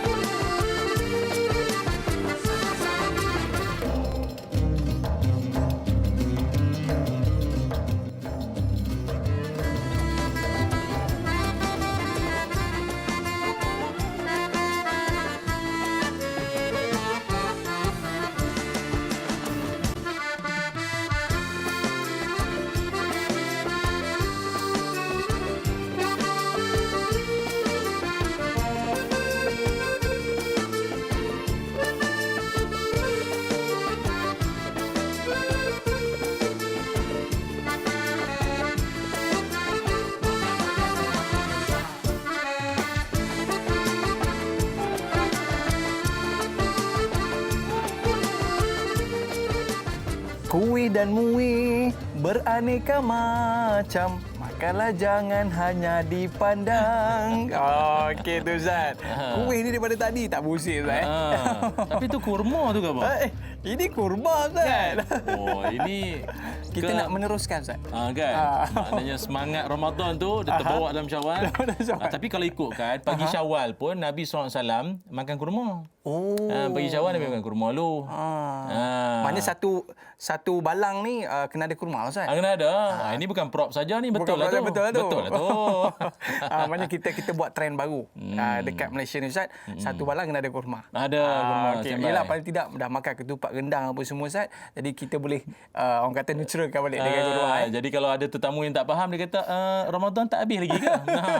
Dia ingat kurma Ramadan kurma kan. Ada tetamu yang tak faham. Tak faham lagi. Yang ni balang Ramadan, dia kata. Balang Ramadan kan. Okey, Ustaz. Jadi kita nak teruskan perbincangan kita pada hari ini, Ustaz. Perbincangan yang cukup menarik. Sebab apa, Ustaz? Bila kita dalam bulan Syawal ni, hari raya, Ustaz, tetamu ramai. Bila tetamu ramai ni kita sibuk. Dah biasa tiap-tiap hari Ustaz bulan Ramadan zikir astagfirullah 1000 kali, selawat 1000 kali Ustaz. Tapi dah sibuk ketupat rendang habis semua dilupakan Ustaz. Jadi sahabat kita ni nak tanya satu soalan ya Ustaz kita bersama dengan Intan Zurina Abdul Razak. Assalamualaikum Ustaz dan Indah warga tanyalah Ustaz. Sebelum kita dilanda COVID-19, Syawal disambut sebulan meriah dengan jemputan rumah terbuka Saban Minggu. Memberi orang makan adalah amalan yang mulia. Tetapi di dalam kesibukan itu, mungkin ada di antara tuan rumah atau tetamu yang meninggalkan solat. Mohon pendapat Ustaz, terima kasih. Mungkin Ustaz boleh komen sikit Ustaz. Sibuk sangat melayani tetamu Ustaz. Benda yang paling utama ditinggalkan. Yang tu yang sedih. Dia sebenarnya kalau kita lihat bukan setakat di Syawal saja ataupun pada hari raya saja jadi suasana tu sibuk melayan tetamu ataupun sibuk menyantap juadah yang dihidangkan sampai tak semayang. Kenduri kahwin pun ada agak jadi macam tu. Yang mana tuan-tuan rumah ni, tuan rumah sibuk melayan tamu-tamu datang. Tuan rumah kan dia kalau sebelum ni dia ada salam sauk ke apa kan, salam sauk masuk ni tebal dah poket tu bila nak pergi refill lah. Jadi dia duk orang tanya dia, Abang Haji tengok daripada Zuhur ni dah asar dah ni tak nampak tak semayang dah. Saya jamak sebenarnya. Jamak Celah mana pula jamak ni. Sama juga suasana tu dia ada juga terbawa-bawa ketika menyambut Syawal. Saya nak tegaskan di sini bahawa jangan cemarkan kemuliaan Syawal dengan pelakuan-pelakuan seumpama itu. Tak semayang, membawang, mengutuk. Tentang reunion, jumpa balik sepupu sepapat, ada sepupu yang tak balik. Kemudian dia bercakap lah pasal tu, dia tu tak tahulah bila nak menikah. Orang umur macam dia, habis anak dah sekolah menengah dah tu. Nampak membawang. Habis pahala di sepanjang Ramadan kita dihabiskan pada 1 Syawal. Habis Allah Ta'ala murka dengan kita, semayang dilewat-lewatkan. Sepatutnya bagi saya begini, kalau diizinkanlah, kalau kita pergi berziarah bertamu sekalipun, mesti ada perancangan. Bang, nanti kita nak pergi rumah siapa dulu? Rumah ini. Okey, cukup. Nanti kita nak Zuhur di mana bang? Itu soalan yang kena tanya. Standby. Zuhur kat mana nanti bang? Bang tu kata tak apa, rumah kawan abang ni pun rumah dia luar. Surau dia tak ada surau lah. Tapi bilik dia tu kita nanti abang Roger dia dulu nak tumpang semayang ke apa. Lepas tu petang nanti asar apa-apa, maghrib kat mana? Itu yang betul sebagai orang beriman. Agenda semayang diletakkan sebagai keutamaan dalam ziarah tu penting. Ziarah tu dah betul lah Ustaz. Jadi sejadah dah ada standby ke ataupun mas ke apa, semua dah ada siap lah. Maka itulah persiapan yang sepatutnya. Ramai orang kadang bila dia sibuk dengan perkara-perkara yang sampingan ini, maka dia lupa yang wajib. Jadi sekali lagi saya sebut, jangan sampai merosakkan pahala-pahala di sepanjang Ramadan kita dengan pelakuan yang boleh mengundang murka Allah di pagi Syawal. Ustaz, maknanya jangan kita calari. Sebab apa? Kita menziarahi, kita memberi orang makan, itu dah menjemput Ustaz 1001 barakah dan rahmat daripada Allah SWT. Tiba-tiba dicalakan pula dengan solat Ustaz. Betul. Kalau Ustaz nak senang tu Ustaz, kita sediakan je tikas jadah kat tepi tu, kita tulis signboard sikit ruang solat Ustaz. Pelawar untuk dia solat. Baik Ustaz. Jadi sahabat kita ni ada nak tanya satu soalan Ustaz. Okey. Yang ni berkaitan dengan awal tadi Ustaz ada sebut pasal kurma. Kan? Jadi sahabat kita nak bertanya, yang pertama, bagaimana cara makan dan apakah makanan-makanan mengikut sunnah baginda Rasulullah SAW pada pagi hari raya Aidilfitri. Yang kedua, bagaimanakah cara baginda Rasulullah SAW amalkan untuk kawal selera pemakanan pada sambutan hari raya. Terima kasih Kak Zah Ceno Pahang. Okey Ustaz. Macam mana pagi raya ni Nabi ada ke hidayat ketupat rendang sebagainya Ustaz? Mungkin Ustaz boleh ceritakan. Terima kasih. Nabi Muhammad sallallahu alaihi wasallam adalah insan manusia yang begitu sederhana sekali dalam bab makan ataupun dalam bab-bab keduniaan ini. Bukan Nabi tolak, tapi Nabi sekadar sederhana saja. Ya. Maka sebab itu terkenal hadis yang Nabi SAW pernah menyebutkan, nahnu qaumun la na'kulu illa an ju'in wa idza akalna la numli'u nafsana minat ta'am. Kami adalah kaum yang tidak makan kecuali bila lapar saja. Bila lapar je, Ustaz? Baru makan. Ada orang dia lupa dah bila kali terakhir dia lapar. Ada. Kita dah lama tak lapar bang. Lama tak lapar. Itu teruk sangat. Memang teruk betul tu. Itu jenis kenyang sekenyang-kenyangnya. Wa idza akalna la numli'u nafsana minat ta'am. Dan kalau kami makan sekalipun, tadi kan takkan makan kecuali bila lapar. Okey. Sekarang bila makan pula, kami takkan memenuhkan perut kami semuanya dengan makan. Tidak. Tadi itulah bahagian-bahagian tadi tu. Tak penuhkan semua dengan makan. Maka sebab itu Nabi SAW tu sihat. Cumanya berbalik pada soalan sahabat kita ini, saya sendiri dalam catatan saya tak adalah saya kumpulkan berkaitan tentang apa juadah-juadah khusus Nabi di pagi Syawal atau di pagi raya. Cuma Nabi punya menu-menu secara umum. Saya kongsikan menu-menu Nabi secara umum, ataupun boleh kita katakan juga diet cara Nabi SAW. Yang menu Nabi duk amal apa dia? Antaranya kurma dengan air kosong. Itu Nabi punya style. Kurma dengan air kosong. Ataupun ada juga makanan disebut tharid. Tharid ni roti yang dicampur daging dan dia berkuah. Dan dia ada kuah. Kemudian ada roti dengan minyak zaitun. Ada roti makan dengan keju, cheese. Keju lah ya. Dan roti makan dengan kurma pun ada. Ada juga kadang-kadang Nabi makan 7 biji kurma direndam dalam susu pun ada juga. Ada ketikanya kurma dan tembikai makan. Itu Nabi ni memang jenis diet sungguh lah makanan Nabi tu. Ataupun ada ketikanya Nabi SAW kata Sayyidina Anas bin Malik, aku tengok Nabi bila makan satu hidangan tu, Nabi seolah-olah macam duk cari macam makanan tu dia ada kuah. So Nabi duk cari agak Nabi cari apa dalam kuah tu? Cari daging. Nabi cari labu. Nabi cari labu. Saya ingat dia cari daging, Ustaz. Nabi cari labu. Sebab tu kata Anas, sejak daripada tu walaupun aku bukanlah kata minat sangat makan labu tapi bila aku tengok Nabi memang dah kalau duk cari tu maknanya memang sukalah tu. Betul. Nabi duk cari labu. Mulai saat tu aku kalau makan labu mesti ada. Labu mesti ada. Tanda aku sayangkan Nabi. Apa yang Nabi suka, aku suka juga sebagaimana orang kesayanganku. Itu diet cara Nabi lah, ataupun menu yang kebiasaan secara umum. Tak semestinya pagi raya saja Nabi akan makan dengan makanan-makanan tersebut. Cumanya kita tak payahlah kita perut orang Melayu lah. Mungkin ada yang dengar ni dia kata Ustaz macam tak praktikal lah Ustaz. Kurma. Dah Ramadan kurma, ni Syawal kurma mari jiran sebelah datang ni apa memang kurma je tu habis dalam hati jiran kata kedai ku tidur masjid ni apa kurma dia bagi tak sebenarnya kita ikutlah selera kita boleh, cuma sunnahnya kita berpegang pada apa, tidak berlebihan atau melampau.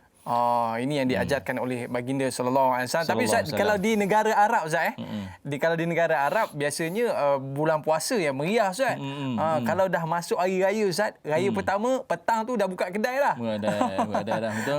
Mereka lebih menyambut hari raya sebab memang jarang Ustaz kalau kita di luar sana pun hari raya pun mereka jarang menyambut lepas sembahyang raya tu Ustaz, mereka dah buat hal-hal sendiri. Habis dah Ustaz. Jadi Ustaz, kita ada soalan sahabat kita nak tanya satu soalan. Boleh Ustaz Sila. Okey, jom kita saksikan.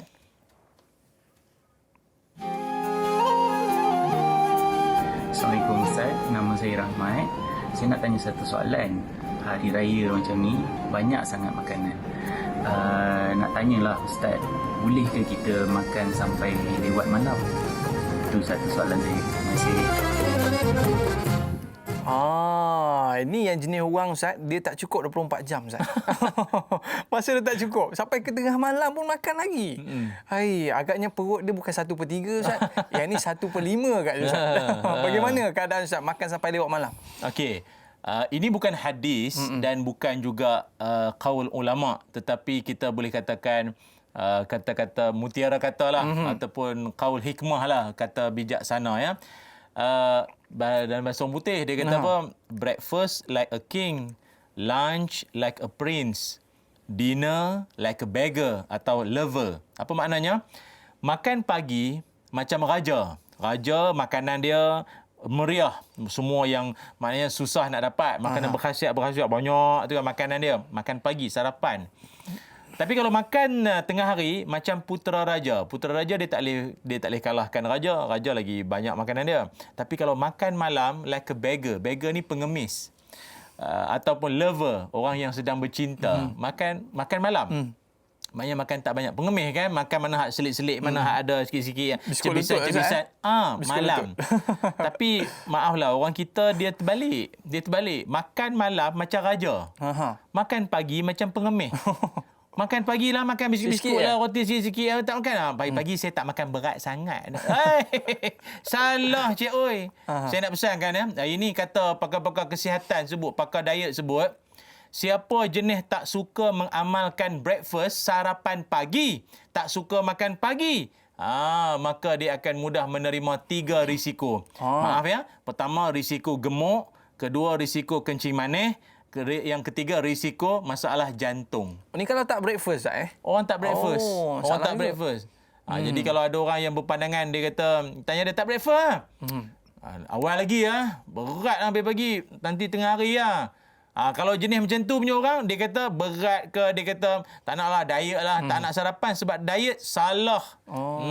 Makan pagi. Dia jamak takhir dengan Zuhur. Orang dulu turun sawah, bendang, laut ke apa, menoreh getah ke apa, pagi-pagi makan nasi banyak. Jadi saya orang Kedah kebanyakannya ada yang macam kawasan saya tu, menoreh getah. Jadi saya ingat arwah ayah luar, kalau makan nasi tu padat, memang padat dia makan tu. Lepas tu ikan goreng. Settle. Memang itu pula dia punya menu yang sepatutnya itu.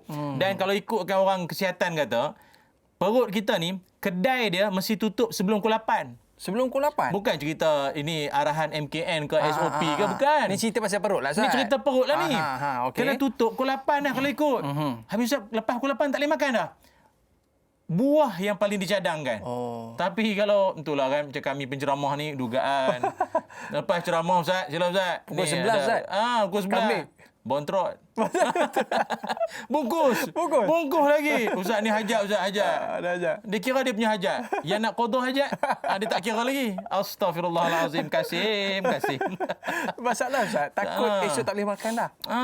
Jadi balik pada soalan kawan kita tadi tu, makan tengah malam ni tak digalakkan lah. Kerana dia akan merosakkan kesihatan kita.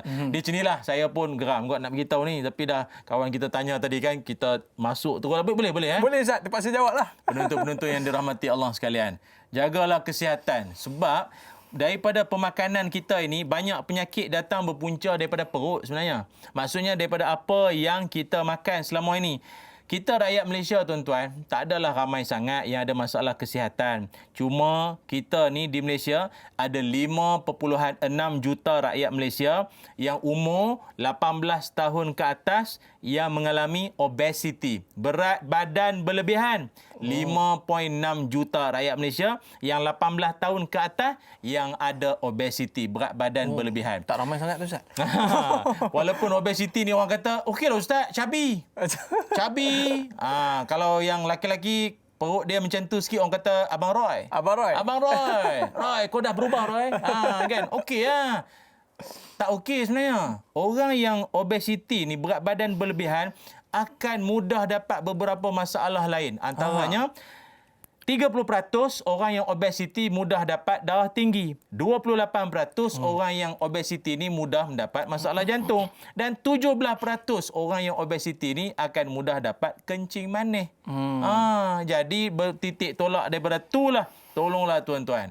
Yang lebih merisaukan kita, 7.8% masyarakat kita jenis tak makan sayur dan buah. Letak buah, tak sayur, hiasan lah. Dia tak ambil pun. Dengan anak tak makan, bapak pun tak makan juga. Ini memang satu cara pemakanan yang tak betul. Dan bagi tuan-tuan pula yang sedang menjamah ataupun yang sedang makan juadah-juadah yang dihidangkan tu, makanlah, tak ada masalah. Tetapi macam kita sebut di awal tadi, wala tusrifu, Jangan melampau, jangan melebihkan. Kalau dah makan sekalipun, mesti cari jalan untuk dia hadam balik. Untuk dia digest dengan cara yang betul. Rupanya dalam pemakanan harian kita, dia ada jumlah-jumlah kalori yang kita nak kena tahu. Saya ambil contoh. Macam sekarang kita musim raya.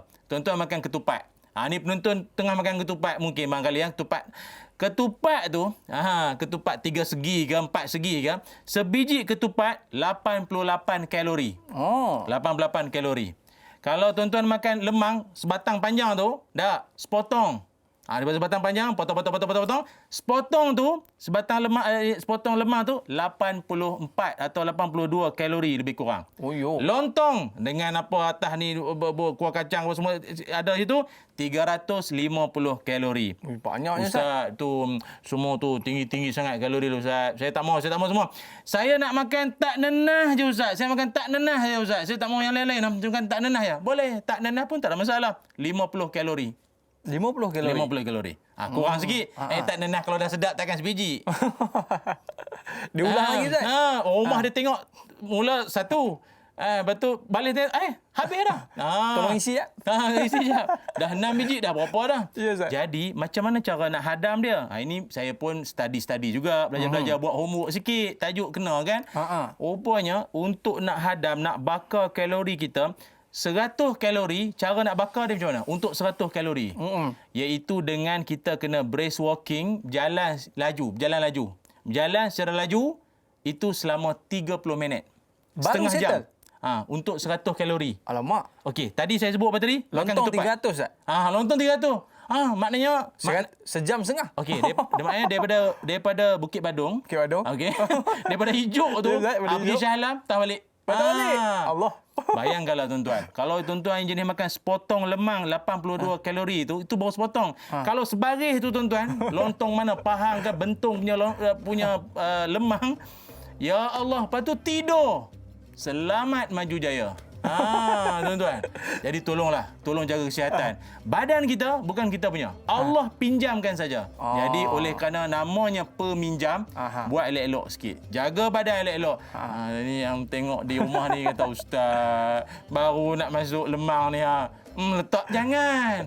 Makan. Tapi lepas makan, jangan terus tidur. Gilah menyangkur ke, jogging ke, berlari ke apa yang sepatutnya. Okey Ustaz, lemang kita pun dah ready Ustaz. Silakan. Kita makan lemang dulu boleh Ustaz? Silakan. Okey, kita dah tamat di TV3. Para penonton jangan ke mana-mana. Kita berjumpa selepas ini dalam Tanyalah Ustaz. Biar tahu jangan keliru di TV9. Kembali selepas ini.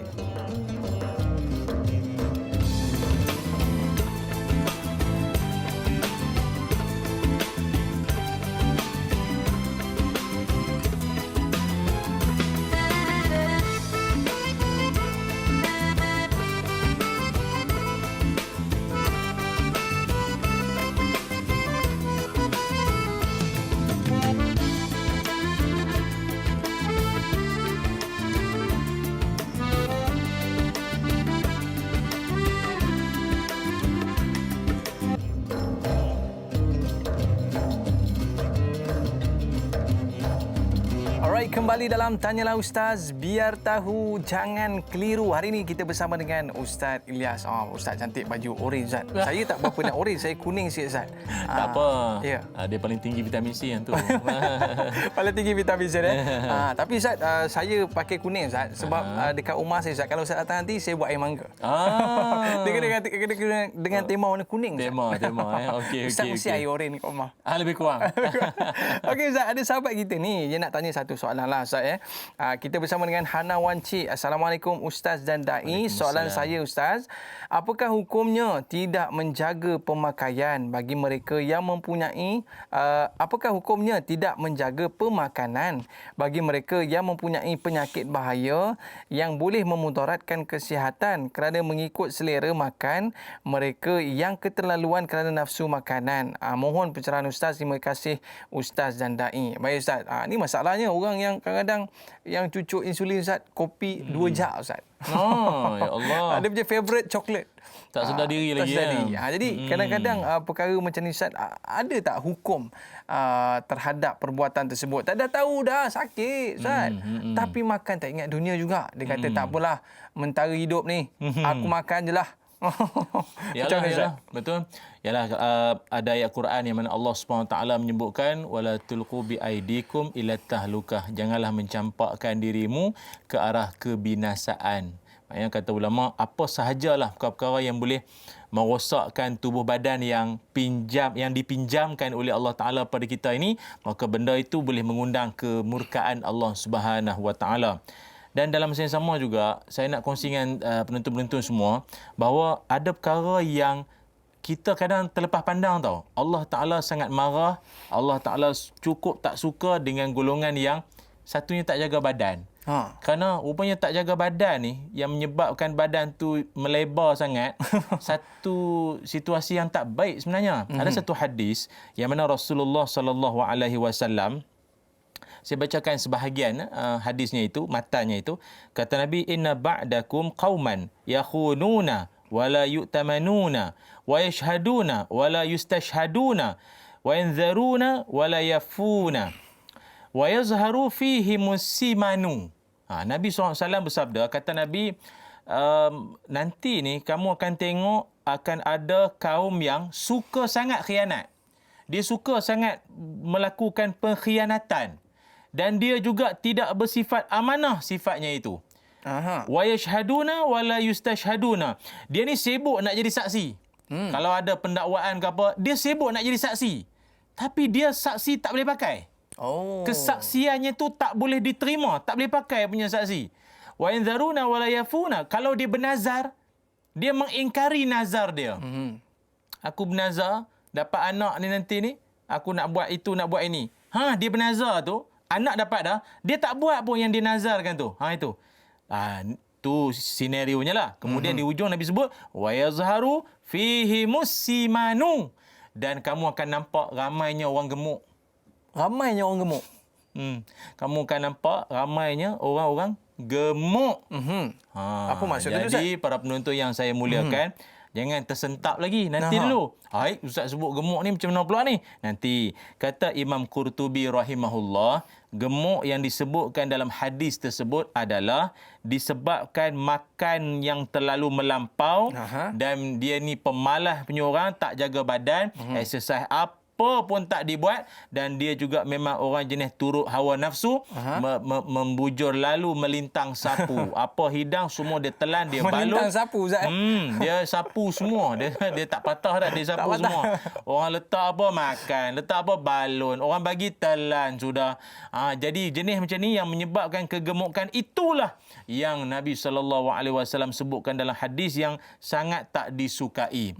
Malah perangai ataupun satu sifat di mana tabiat suka makan ini adalah satu tabiat orang kafir sebenarnya.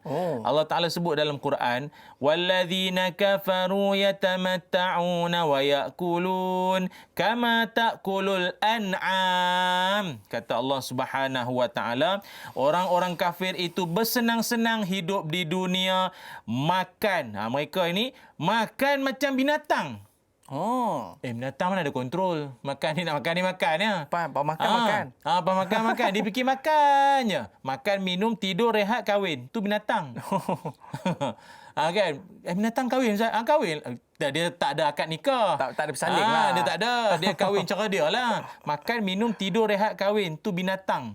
Kalau kerja makannya, fikir nak makan apa, nak makan siapa, tu lagi teruk. Itu Allah Ta'ala sifatkan ini sebagai macam binatang. Surah Muhammad ayat yang ke-12. Maka tolonglah. Jangan sampai tubuh badan anda. Habis tu Ustaz, kami ni memang jenis orang tembam, orang cabi. Ini orang jenis orang panggil bob. Kan? Kami jenis orang lelaki bob lah. Contoh Ustaz, saya jaga makan, badan nak kembang juga macam mana?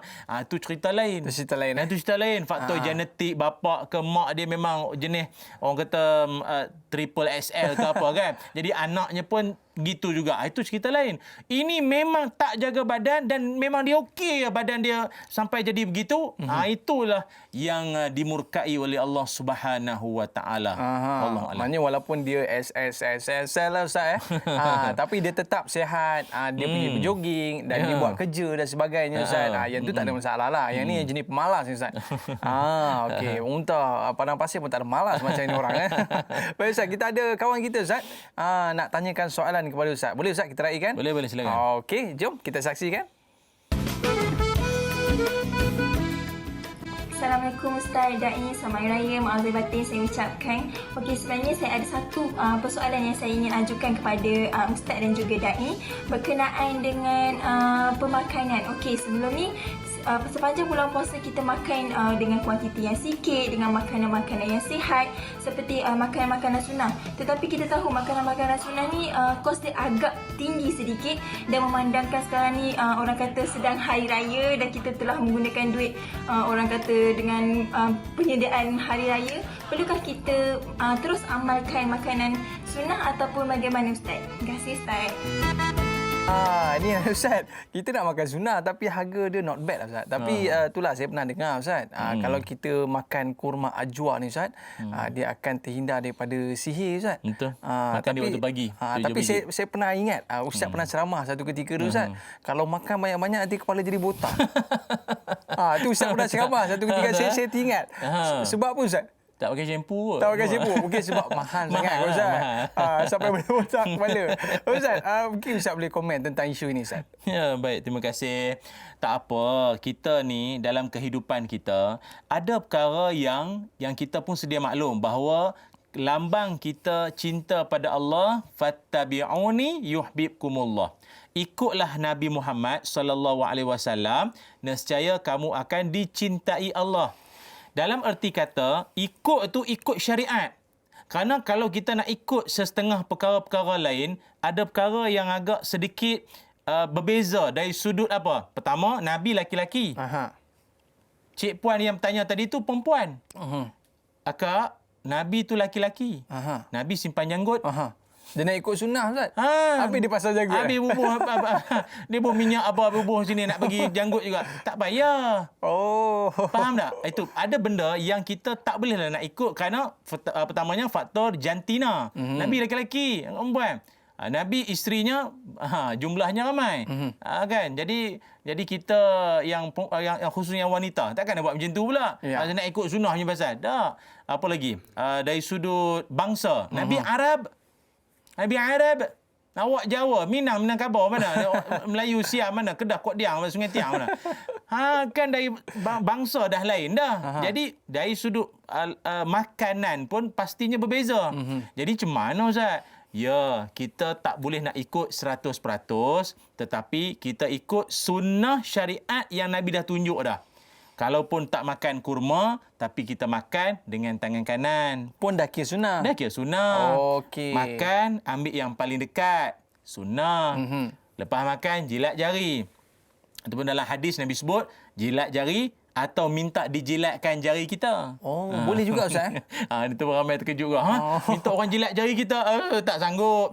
Dalam kurungan. Anak isteri, orang tersayang untuk isteri lalu Ustaz. Isteri dia sayang boleh. Boleh Ustaz. Tapi jangan Tok Imam minta Tok Bilal jilat. Nah. Ini sunnah.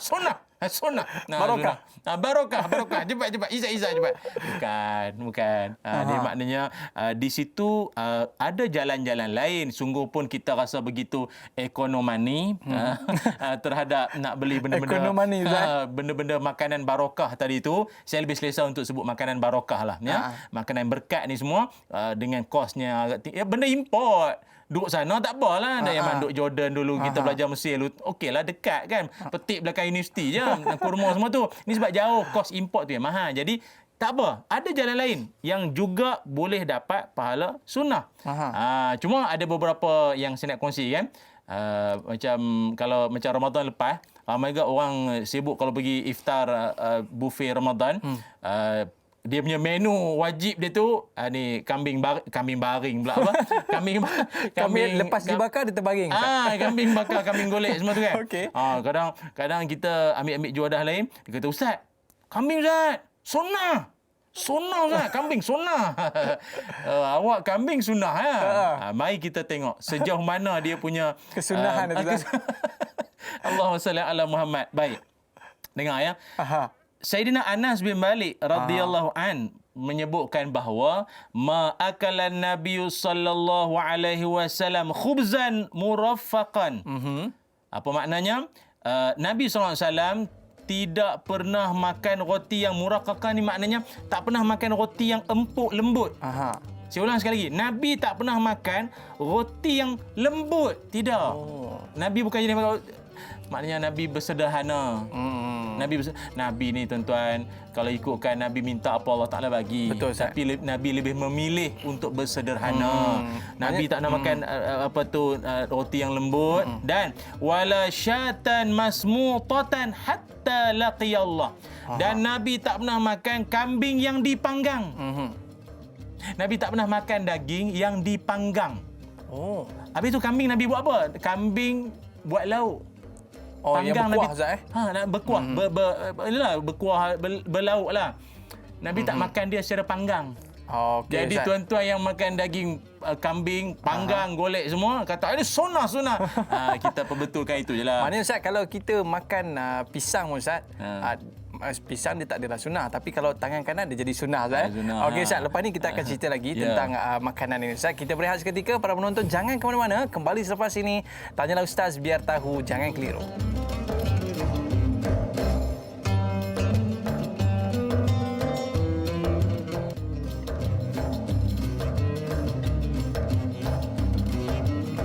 Satu hari di hari raya, kulihat wajah bersinar indah, langit cemerlang tak terkira, tanda kuasa yang Maha Esa memberi nikmat pada manusia.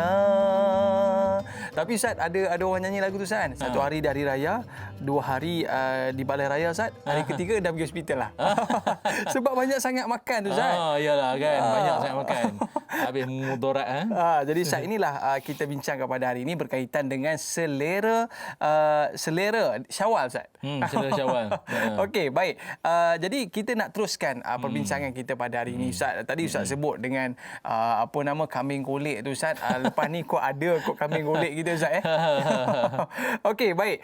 Bila kita sebut tentang perkara itu Ustaz, kadang-kadang saya pernah juga Ustaz berbuka puasa di restoran, di hotel dan sebagainya. Kadang-kadang Ustaz kita melihat ada berlaku pembaziran. Maklum Ustaz, pembaziran ni dia berlaku bukan sebab apa Ustaz. Tuan rumah ni dia rasa serba salah. Alah, cukup ke tidak ni? Alah, cukup Ustaz Ilyas nak tahu rumah ni. Dia risau tak cukup ni Ustaz. Jadi oleh sebab itu disediakan makanan tu banyak dan akhirnya berlaku pembaziran ni Ustaz. Adakah pembaziran itu lebih teruk berbanding dengan tak cukup makan ni? Ya, Okey, baik, Ustaz. baik. Dalam Al-Quran, Allah Subhanahu Wa Taala ada menyebutkan satu ayat. Yang ayat ni bagi saya deep Hashtag deep ataupun ayat yang agak sentak bagi kita, iaitu Allah Taala menyebutkan innal mubazzirina kanu ikhwanus syayatin. Sesungguhnya orang yang membazir ni adalah adik-beradik syaitan. Alamak. Kalau orang yang terjebak dengan rasuah ke, salah laku ke, mencuri, merompak, berzina, tak disebut adik-beradik syaitan lagi. Itu masuk neraka je lah. Tapi kalau membazir ni, Allah Ta'ala istilahkan dia sebagai adik-beradik syaitan. Kita ni, kalau dalam kampung, ada satu orang ni memang orang kata penyamun kutu berahak ke apa istilahnya yang kutu berahak. Lama tak sebut istilah tu. Tak tahu lah orang negeri lain faham ke tidak. Maknya orang tak boleh pakai macam lah. Maknya dia ni, kalau kekacauan dalam kampung, tak ada orang lain lah. Memang dia lah dia. Nak mengaku adik pun malu. Kau bin apa? Kau dengan dia abang bolehlah. Abang lah juga. Tak mau mengaku. Kata abang dia tu juga abang kita ke, dia tu pak saudara pun tak mau mengaku. Adik-beradik sesusu pun tak nak mengaku. Tak ada, dia susu lain lah. Mungkin tak ada kaitan. Ini kan pula dikaitkan dengan syaitan. maka kalau kita tak ada rasa malu dan kita tak ada rasa insaf, pelik dikaitkan pembaziran dengan perangai syaitan ataupun adik-beradik syaitan, sibling. Bezanya tak bertanduk je lah Ustaz. Itu je lah. Jadi tuan-tuan penonton-penonton yang dirahmati Allah sekalian, bagi kita di Malaysia ni, kita semua sedia maklum, orang Malaysia memang meriah dengan makanan. Purata rakyat Malaysia menghasilkan sampah 0.8 kilogram sehari. Kalau itu orang duduk di desa dan kampung. Ya. Kalau duduk di bandar, kurang lebih seorang menghasilkan 1.5 kilogram sehari dia punya sampah. Dan daripada jumlah tersebut, kebanyakannya itu adalah sampah makanan dan sisa dapur. Dan ini dapatan yang saya peroleh daripada rakan-rakan kita pengurusan pepejal ni, kata mereka sampah yang daripada makanan dan sisa dapur ni kalau ditimbun boleh memenuhi 7,5 padang. 7,5 padang. Makanan saja. Dan sebenarnya dengan 7,5 padang tu punya banyak tu makanan saja semua tau, makanan saja. Boleh sebenarnya diberikan makan untuk 7.5 juta orang sehari. Allah. Yang Sehari tu, Ustaz? kelaparan di luar sana. Kita kan kalau rasa tak boleh makan, tak mampu makan, orang nak bagi, jangan ambil lah. Kalau tak nak ambil pun, kalau ambil sekalipun, bagi kat orang yang lebih memerlukan. Kalau tidak, tuan-tuan ambil, pibuh dalam peti air, 2-3 hari, dia dah kecut, lalah buang. Letak dalam peti air tu, menyedapkan hati ya. Konon tak nak membazir. Lalah, tu sampah jawapan dia. Dibakul sampahkan akhirnya. Tu saya nak pesan, tuan-tuan. Allah Ta'ala banyak nak sindir kita khususnya dalam lebaran ini. Sekali lagi, bukan lebaran. Dalam lebaran ini Allah Ta'ala banyak sindir kita. Secara halus, kalau orang perasan. Kita beli, kita masak, macam-macam juadah kita buat, macam-macam hidang atas meja semua.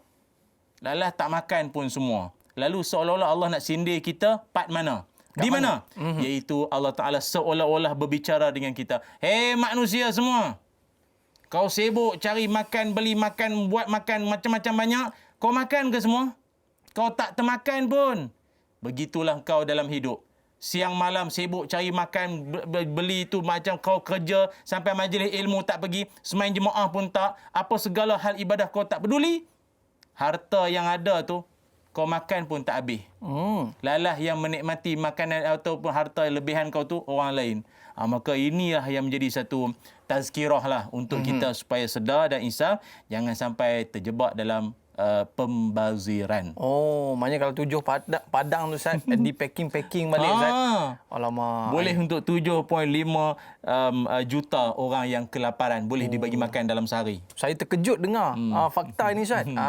Jadi Ustaz, sahabat kita ada nak tanya soalan sikit. Boleh kita raikan Ustaz? Silakan. Okey, kita bersama dengan sahabat kita di talian. Assalamualaikum. Waalaikumsalam, dari Aiman dan Ustaz Ilyas. Selamat Hari Raya. Selamat Hari Raya.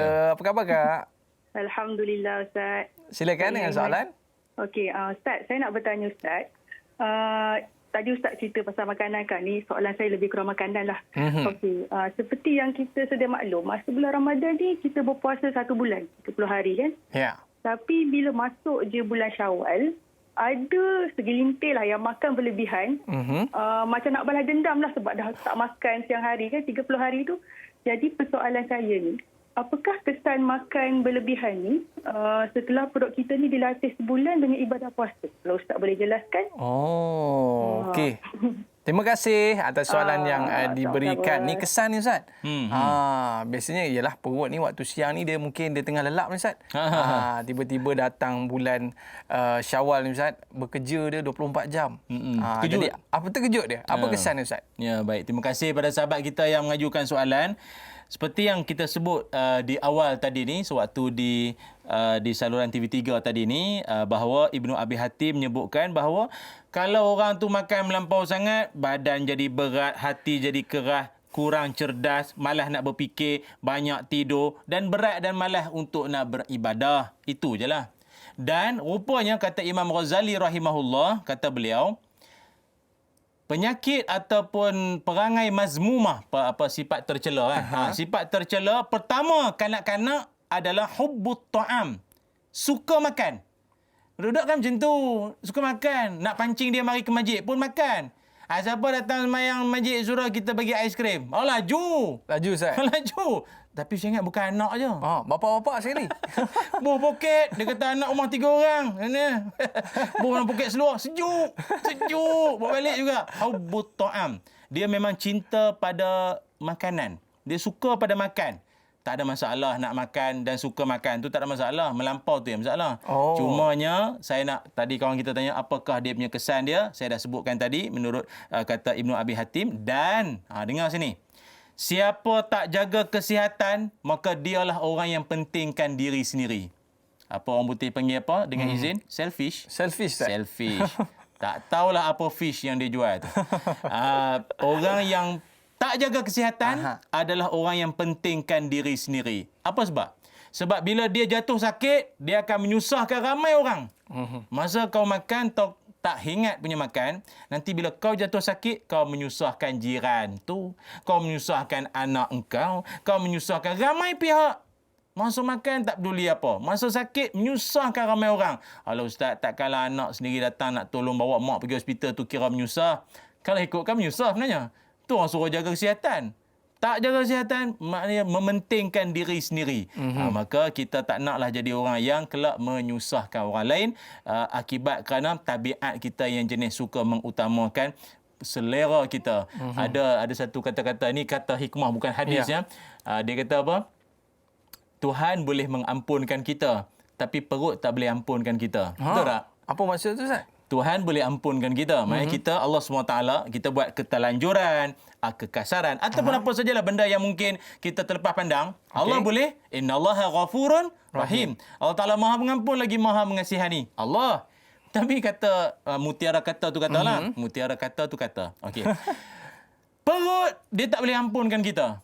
Kenapa, apa Ustaz? kau makan, dia akan bagi balasan balik. Kuat sangat makan pedas. Masuk jamban tak keluar-keluar.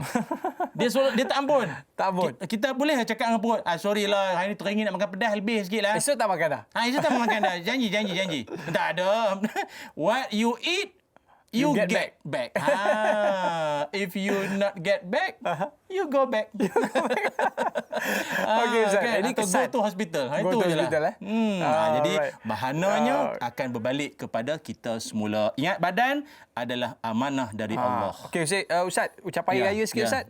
Ucapan hari raya sikit. Raya? Masya Allah. Ini mungkin jauh di perantauan ni, Ustaz. Suruh ceramah boleh. Suruh bagi ucapan ni seram. Baiklah. Dengan ini saya macam nak mengumum pula ya. Saya Muhammad Ilyas Ismail, dengan penuh rendah diri saya nak mengucapkan kullu am wa antum bi khair minal aidin wal faizin. Salam Aidilfitri buat seluruh penonton-penonton Tanyalah Ustaz. Sejak kemunculan pertama saya di Tanyalah Ustaz dulu sampailah ke hari ini. Mungkin ada yang kata Ustaz nampak kembang ke apa? Itu mungkin saiz TV anda. Saiz TV. Bukan saiz saya. Saiz TV tuan-tuan. Yang mungkin makin kembang TV tuan-tuan. Duit banyak. Cucu bagi belanja semua. Okey. Dan doakan moga Syawal kita ini dipenuhi dengan ibadah, tapi bukan dipenuhi dengan membawang, mengutuk dan juga perkara yang tak faedah, atau seperti tajuk kita hari ini, dengan pembaziran. Na'udzubillah. So, raikan Syawal dengan penuh kesyukuran. Okey, mungkin sedikit doa ringkas, Ustaz. Bismillahirrahmanirrahim. Allahumma salli ala Sayyidina Muhammad wa ala ali Sayyidina Muhammad. Allahumma inna nas'aluka ilman nafi'a wa rizqan tayyibah wa amalan mutaqabbala. Allahumma aghnina bil ilmi wa zayyinna bil hilmi wa akrimna bit taqwa wa jamilna bil afiyah. Ya Allah, ampunkan dosa-dosa kami, ampunkan dosa ibu ayah kami. Ya Allah, kami bersyukur atas nikmat-Mu, kemeriahan Syawal yang kami sambut ini dengan keizinan-Mu ya Allah. Maka jadikanlah kami di kalangan orang-orang yang beruntung, orang yang bertuah, mendapat syurga-Mu nanti ya Allah. Kerana raya kami juga adalah ketika mendapat pahala dan pengampunan daripada-Mu ya Allah. Ya Arhamar Rahimin. Wa sallallahu ala sayyidina Muhammad walhamdulillahi rabbil alamin. Amin amin ya rabbal alamin. Terima kasih Al-Fadhil Ustaz. Selamat hari raya saya ucapkan, dan para penonton, kita jumpa lagi esok. Saya Dayat Aiman, mohon maaf di atas lanjur kata terlajak bicara. Like dakwah, share ilmu. Assalamualaikum warahmatullahi wabarakatuh. Selamat hari raya.